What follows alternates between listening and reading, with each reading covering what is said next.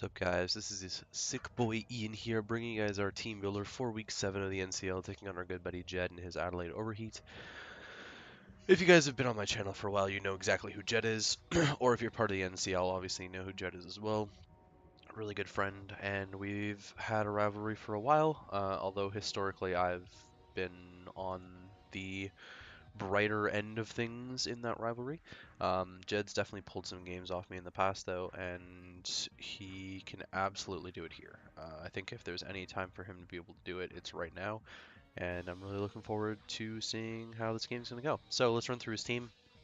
He has Landers-Therian, Melodic, Rabombi, Rotom-Heat, Gourgeist, Rampardos, Mega Aggron, Latias, Toxicroak, Sneasel, and Porygon Z. Priority users in Toxicroak with Sucker Punch and Vacuum Wave, and Sneasel with Ice Shard and Fake Out, and Gourgeist with Shadow Sneak, sorry, as well. Hazard setting in Landorus with Rocks, Rabombi with Webs, Rampardos with Rocks, and Mega Aggron with Rocks. Removal options in Landorus with Defog, Rabombi with Defog, Rotom-Heat with Defog, and Latias with Defog. And then 4x weaknesses in Lando to Ice, Toxicroak to Psychic, and Sneasel to Fighting. If I had a Mold Breaker Mon, then... Well, I do have a Mold Breaker Mon, actually, so I didn't even think of that, because Rotom-Heat is 4x weak to ground. Huh. Your boy didn't even think of that. I could change that last minute. I may end up changing that last minute. I may end up adjusting this Pangoro set to be Mold Breaker Earthquake over what? Over Ice Punch? That'd be interesting. He would know, though. He would know. Oh, very tough. Very, very tough. Very tough decision. I could also roll with Scrappy, honestly, and then just hit the Gourgeist with Drain Punch. Oh, so many options I didn't consider until now. Anyways, Pangoro's up first, Bamboozle bringing in Assault Vest set. This tanks Latias hits, like it's easily my best Latias check, and it's a very good special PZ check. It's not a good Rabombi check by any means, but Adamant Iron Fisted Bullet Punch does a lot of damage to it. I can eat a hit from Rampardos and Oko with Drain Punch if I, depending on the speed tie. I wall-ish special Toxicroak to an extent. Melodic's an issue still, but I can eat a hit and get a hit off, and same with Rotom, I eat a hit and get a hit off. Special Lando-T, if he brought that for some reason, would be walled, and then Mega Aggron, I just hit back really hard, despite it crushing me. And Sneasel has to run like low kick to hit me. Pangoro, just in general, has a really solid matchup against his team.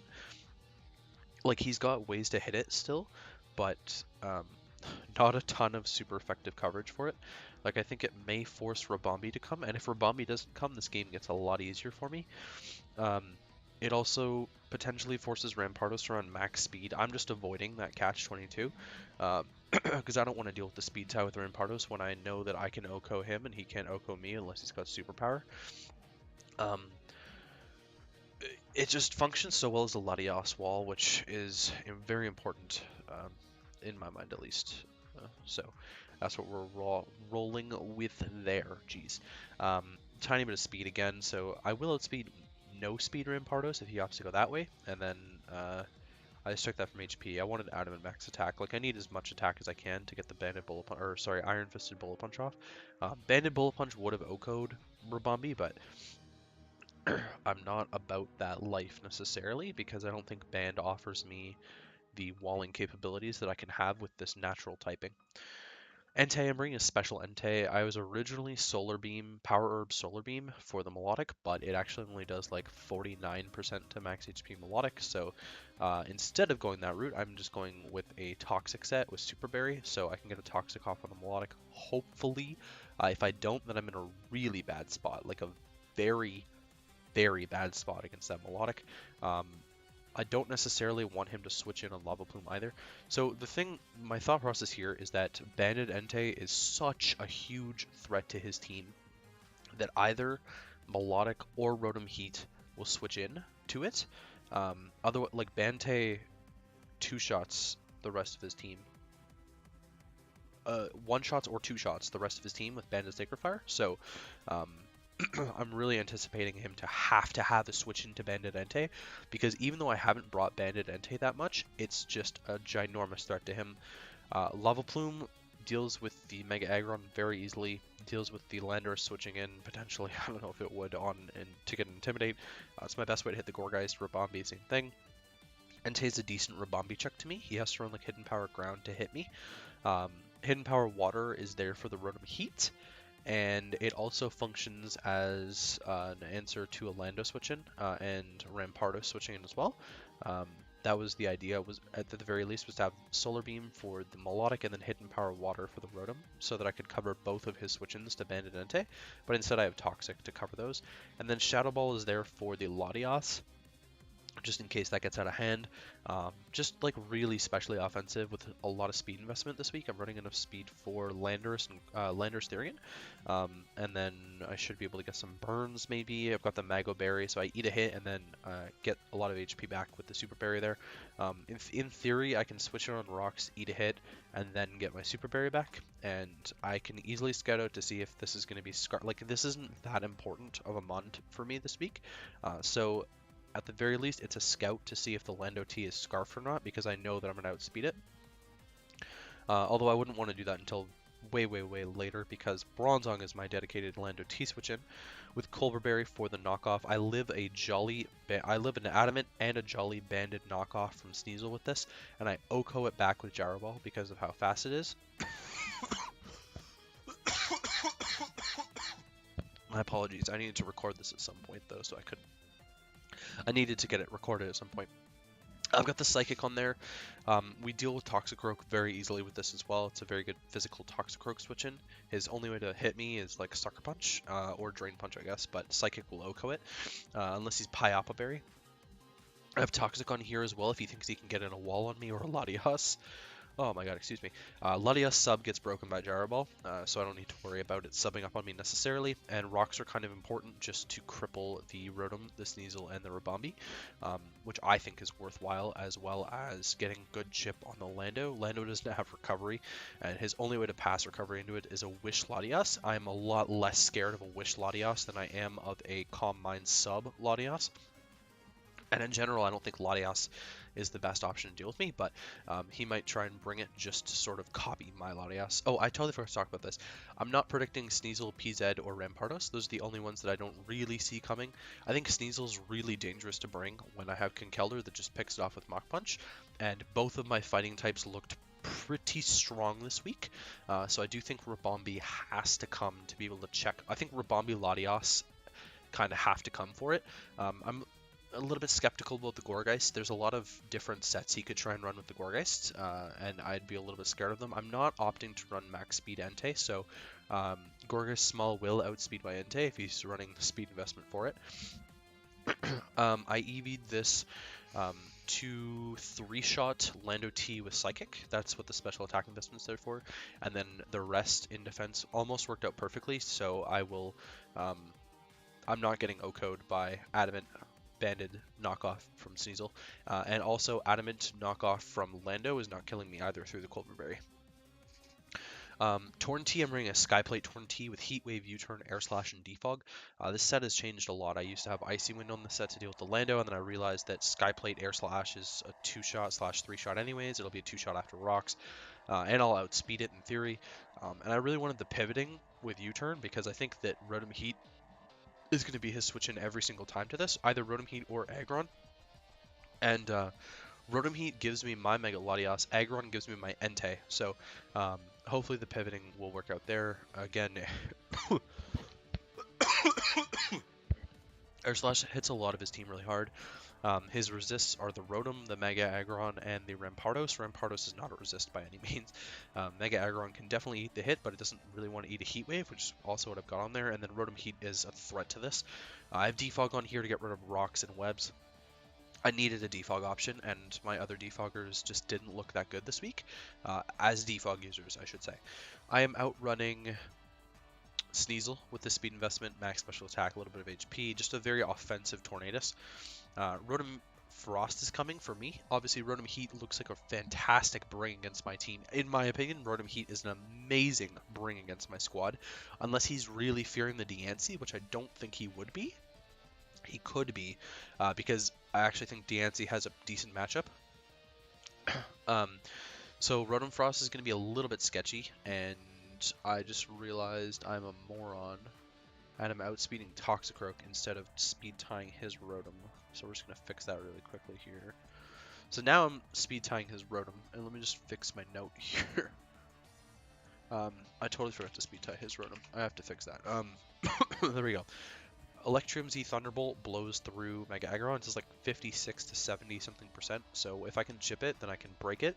And Electrium Z Thunderbolt will blow through the Melodic as well. Obviously, Landorus is a problem for me, like clicking electric moves against, but I have Blizzard there to deal with it. Same with the Gourgeist, but I have Blizzard there to deal with it. So I think Rotom-Heat would be a switch in, which is where I think Volt Switch comes in. I would imagine I can Volt Switch relatively freely against his team because I can't see Lando coming in on Rotom-Frost, man. It just doesn't make sense to me unless he's Yachi Berry. But if he's Yachi Berry, he wouldn't want to switch it in on a Rotom. He'd want to bring it in for free. So that's that. I've got Toxic for the Rotom-Heat or the Latias switch-ins. I really need some water. I'm sorry. I'm running out of saliva.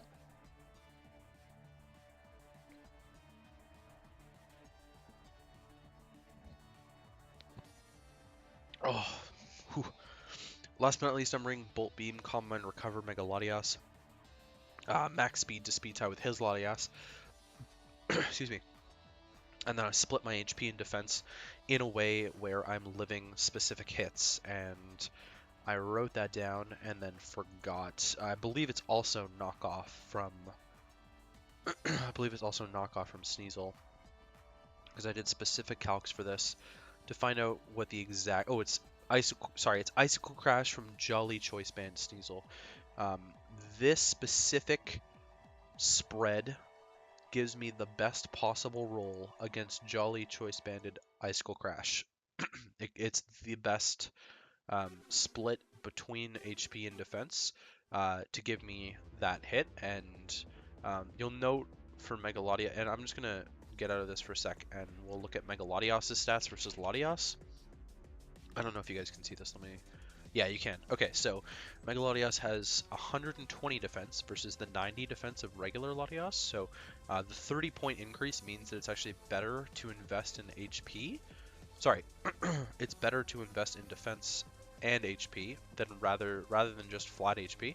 And so that's what I did. I split them.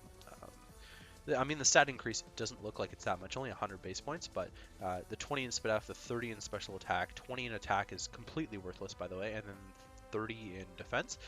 If you put that 20 points in Attack into like another 10 in Defense and another 10 in Spit F, this mon would be even more broken than it already is, and that's just sort of my point with Latias there. I think that was all I had to talk about in terms of the team. It's pretty straightforward. Oh, I guess I should touch on Bolt Beam a little bit more.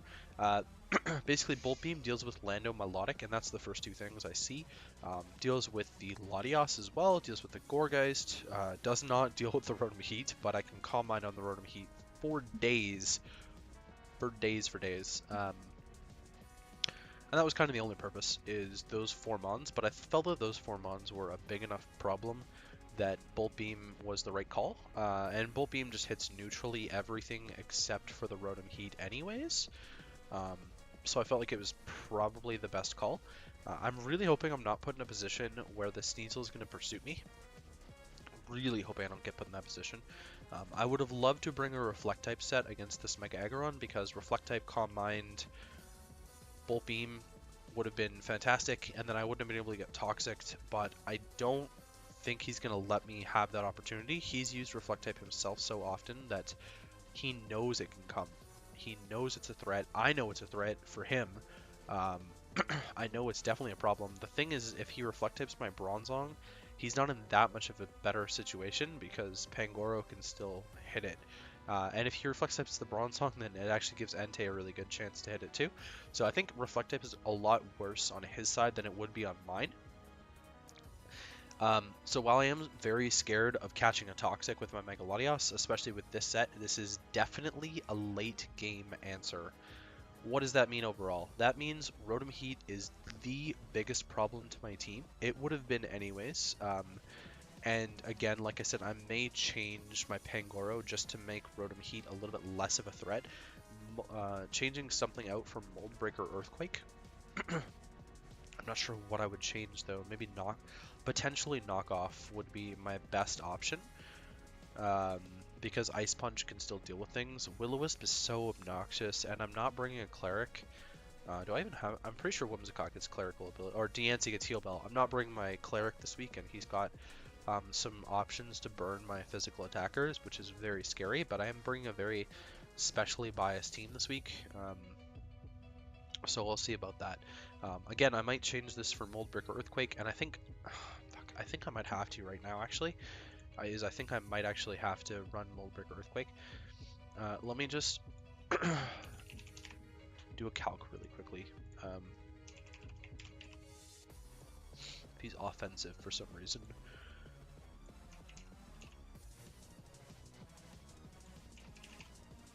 So we'll see what the difference is between the two of them.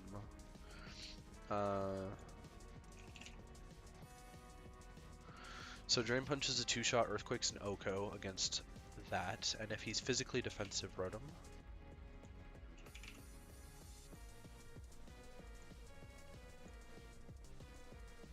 Then Earthquake's Okoing physically defensive Rotom, unless he's Shook a Berry.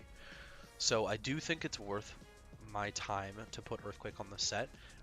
So you'll definitely see Mold Brick or Earthquake coming this week. I'm just not sure what move I'm going to drop for Earthquake. It's probably between Knockoff and Ice Punch. Ice Punch is definitely very useful to hit the Latios in long counters. Same with the Gourgeist. So I'll run some calcs and I'll let you guys know when I get to the battle. So hopefully you guys enjoy, and I will catch you guys for Week 7 match against Jed in the match.